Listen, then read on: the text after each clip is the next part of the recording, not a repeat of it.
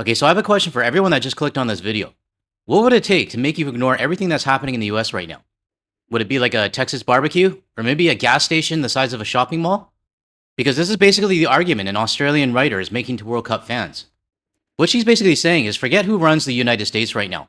Forget about how the US has treated its allies. Just go there and spend your money and have a good time. And go admire their gas stations. Yes, she actually said that. I'm not shitting you. But for those of us that have principles, we're not just going to drop what's happening right now just for a guilty pleasure. I mean, hell, if the Vancouver Canucks actually went to the Stanley Cup Finals and won the cup in the US, I would just watch it on TV. But that's probably not going to happen in my lifetime. But this article right here has got to be one of the most tone-deaf articles I've ever read. And I have to use one of my favorite memes for this. But before I go over the article with everyone, I want to show this video from an Australian, and it's literally spot on. And I want to give a shout out to Kez Hall on Blue Sky for pointing this one out to me. Alright, let's get started first with the thoughts and opinions from an Australian. And I'm going to play the video in full so you can hear his whole message. Last night, I read this puff piece on the Sydney Morning Herald site, urging us to visit the United States, to experience America's sports, cities, scenery, and other tourist enticements. No, I will not, because I also read the comments underneath it, and for once, I am in the majority. Alright, just a heads up, I'm going to show the comments in the article later, so stick around for those at the end. To put it as gently as this commenter, the article is a bit tone deaf, because in it is a gap bigger than the gas stations that entice that travel writer to visit. The steady, deliberate dismantling of democratic principles and international law. My reaction is harsh and passionate, but it's not directed personally or particularly at this travel writer. Well, my response is going to be at the writer later, so yeah, definitely stick around for that. But to a wider sentiment I feel encroaching on me. To ignore who is in power in the USA and just go there to have some fun. As other commenters note, to visit the USA right now for fun would be for me to endorse with my pennies and my presence the reality of the place. And the reality is a place where my passport might not secure my safety, where I might be turned back at the border for a social media post, where the rule of law is bending to the whim of a dangerous autocrat. So to all the travel writers, influencers and competition organisers who ask me to ignore the rot for the Rockies, at least on the American side, no, I will not. I will not be complicit. Because I cannot separate the fun from the fact of a nation in retreat from democracy. I cannot judge a country on how comfortably it treats a tourist while ignoring how badly it treats some of its own people, and the people of Canada and Greenland and Australia and most of the rest of the world. To choose to stay away is not an act of petty hate, but a tiny act of personal, principled protest, a way to keep my own integrity intact. So you can keep your free soda refills. I will get my own smoked brisket here, no matter how tall the redwood forests or how perfect Hawaii's surf. I will not sell my soul for a soda, or for the scenery, or for a sports spectacle. Because I want to send a message to Donald Trump, whether he hears it or not. I cannot be bought. And I think a lot of us share the same sentiment as well. We can't be bought. We can't be enticed with things. But you know what actually really disappoints me? I mean, it has to do with the World Cup situation and Taco Tuesday trying to buy his way out of the red cart. And when the US player was reinstated, or like unsuspended, or the suspension suspended, there was no surprise from the right. They were basically saying, yeah, our president is the best and, he supports USA, blah, blah, blah. But what really surprised me were the non-Taco Tuesday supporters actually saying, okay, well, I don't support the president, but this is good for Team USA. So in other words, you can be bought. That's all. That's the bottom line. But this Australian gentleman here, he's very clear that he cannot be bought. And I think a lot of us are feeling the same way as well. But painting the picture that international travelers get to enjoy their gas stations and free refills and barbecues, yeah, that was all in the article. I don't understand how you make that a selling point. But I'm going to go over the article now, and it's titled, I spent years defending the US. Now the World Cup fans are seeing why. And this article was written by Kate Allman. Now, for those just listening or the visually impaired, I'll read this one out for you. Have you ever held such a fixed idea of a place that you once finally visited? You were stunned by how different it was. Perhaps you imagined the serenity of Santorini blue domes, only to be crammed into elbow with selfie sticks. Or, like me, you walked the rim of the Grand Canyon and felt your jaw drop into a carnivorous 2,000-meter depth when you grasped the unbelievable scale. For millions of football fans traveling to the FIFA World Cup, the US is doing exactly that. Is it really though? Because I just did a video yesterday on the FIFA World Cup where businesses are saying they never got the World Cup boom that they were expecting. And we know from flight data that travel from Europe is down compared to last year. And hotels, they're not even full. So my question is there really millions of football fans traveling to the United States? I'm not saying there's none, there definitely is, but I'm just questioning the number.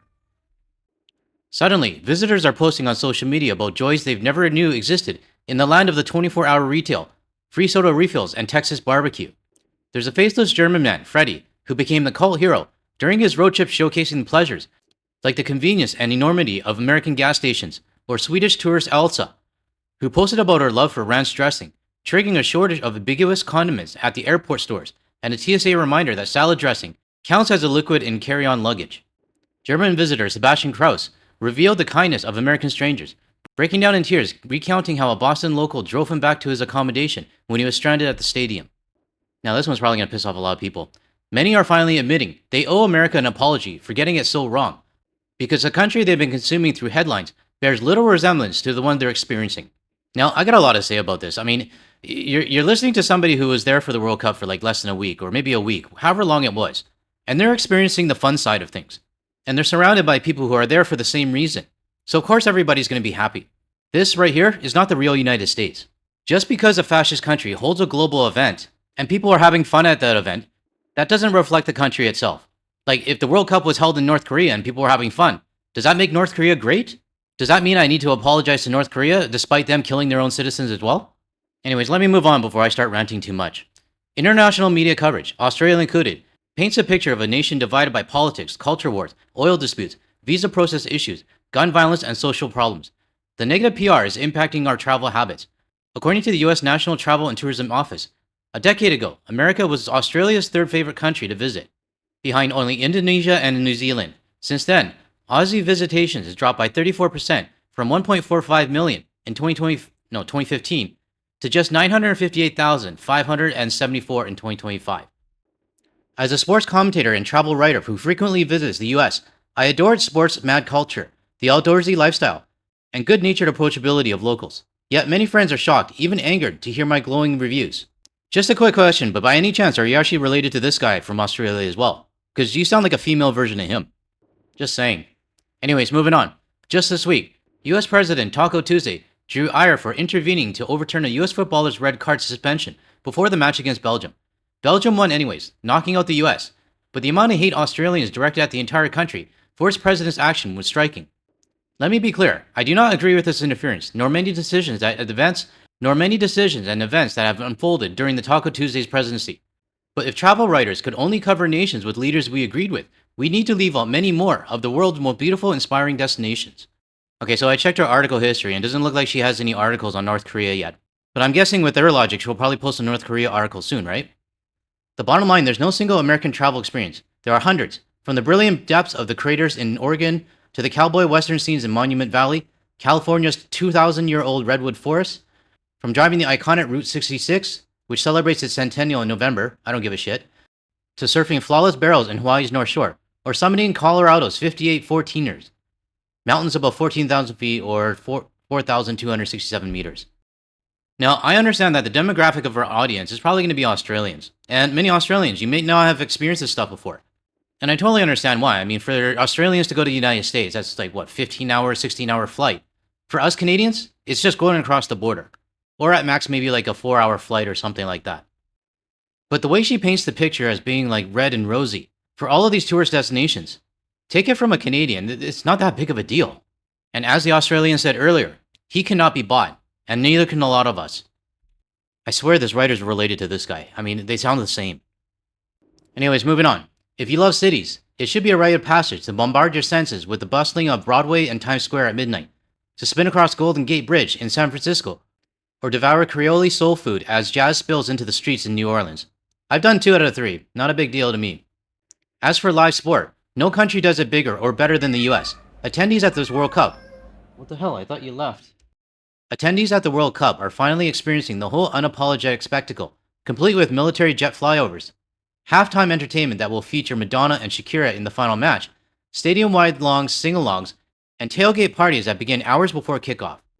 Only in America you can witness iconic college football gridiron traditions like Penn State University's Whiteout, where 110,000 fans dress in identical white and scream in unison into Zombie Nation's Kernkraft 400. Or Bella Along as Colorado University mascot, a live bison named Ralphie, thunders across the field in a pregame stampede. As the US celebrates its 250th anniversary in 2026, a country that has spent 2.5 centuries reinventing itself is now watching millions of visitors finally reshape their own long-held assumptions. Those visitors are coming with the same conclusions I have, that America is complicated, chaotic, theatrical, spectacular, and endlessly surprising. Above all, is proof that no destination deserves to be reduced to a comment section. My advice to skeptics? Go there and let it prove you wrong. Well, Kate, I have been there hundreds of times, and if we're counting me just crossing the border to pick up packages, I say I'm pretty close to 1,000. But when I go there, it's not always like roses and lavenders like what you're trying to paint.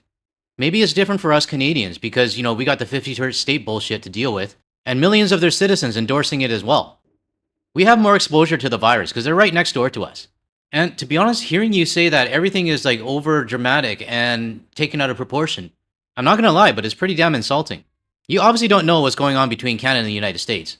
Or you do, and you're just simply ignoring it and trying to pump up the soft power of the United States. But like your fellow Australian said earlier, he cannot be bought. And neither will I. And I'm pretty sure some of the viewers that are going to be watching this right now feel the same way. And I'm not going to sell my soul for the glitz and glams of Times Square or your Grand Canyon or whatever else you said. Now, I want to show some of the comments from this article. There's a lot of them, like 384 to be exact, but I'm only going to show a small handful. This person says, as of around 5 p.m. today, Sunday 21, people had been shot, 2 killed and 3 others stabbed, according to preliminary reports by the Chicago Police Department, an everyday event in many cities. Then there is the sound of gunshot at night. A friend of mine was in Charleston, Carolina, in an apartment, and was told by the occupants not to stand near the windows, as people do occasionally get shot by some clowns, so no thanks. I thought this would be a good time to use my modified golf ball image. No one is saying it's a crap tourist destination. No one is saying their whiskey isn't amazing. But it's not worth selling your soul to experience. Nope, not me. I'm assuming here that your advice to go there and let it prove you wrong only applies to people with the right skin color, and the right nationality, and the right religion, and the right race, and the right politics, because if you fail any of the qualifications, you stand a great chance of wasting the airfare. I had been to the USA. It didn't prove me wrong. It proved me right. Loud, tacky, arrogant. And that was just in the Obama era. You can tempt me to go back with an all-expense-paid trip with 5-star hotels included. It's not just a matter of agreeing with the leaders. The actions and words coming out of the USA are vile, and I would no more consider traveling there than I would with North Korea or Russia. Next comment. I've been to the US many times. It was great until 9/11. That's when something snapped for the first time. The second time was when Obama was president. A black president was too much for the reps to digest, so they drifted to the extreme right.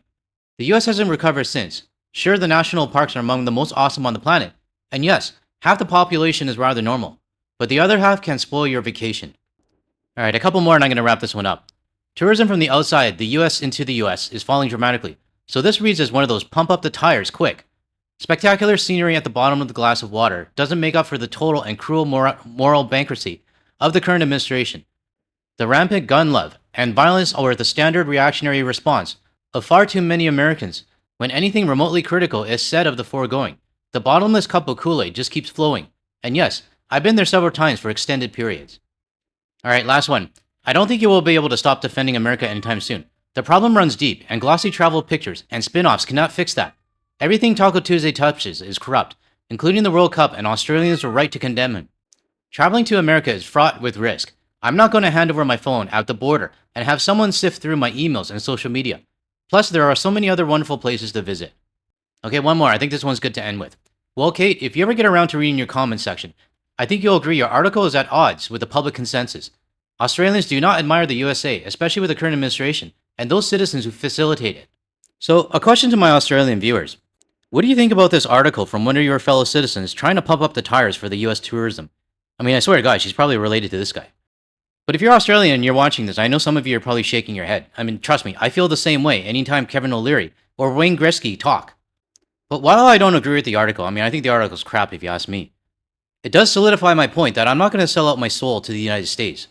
I can't be bought with discounts and promo codes and like shitty ass golf balls. But the biggest thing for me, and this is just for me personally, I have principles and I know what's right and what's wrong. What you're seeing on the screen right now, this is not right. And I will not support a country that continues this. For me as a golfer, I would have loved to play Pebble Beach one day. It was on my bucket list. But it's no longer on my bucket list and I'm happy to give it up. Even if I was offered a round for free, I would say no. So to the closing of this person's article, just like what one of the other commenters said, me going to the United States actually proved myself right. So let me know in the comments below if you agree with me on this. And let me know your thoughts on this article as well. I actually want to hear from the Australians to see what they think. To close off this video, I would like to thank my mom for sending this photo from Alma, New Brunswick. This photo was taken from their trip in September, and I believe they went to Nova Scotia, New Brunswick, Prince Edward Island, Quebec, as well as Ontario. For the Canadian viewers back east, my parents had a great time in your provinces. So thanks again, Mom, for sending this over. Alright everyone, that's it for this video. If you found any value in anything I said today, or you want to hear more from a Canadian and international point of view, without the US media bias, make sure you hit that like and subscribe button below. That way you'll be notified of my future videos. And don't forget to hit the bell icon and select all as well. Now, if you want to see more of my videos, check out the ones that are going to show up on your screen shortly. Thanks everyone, I'll catch you in the next one.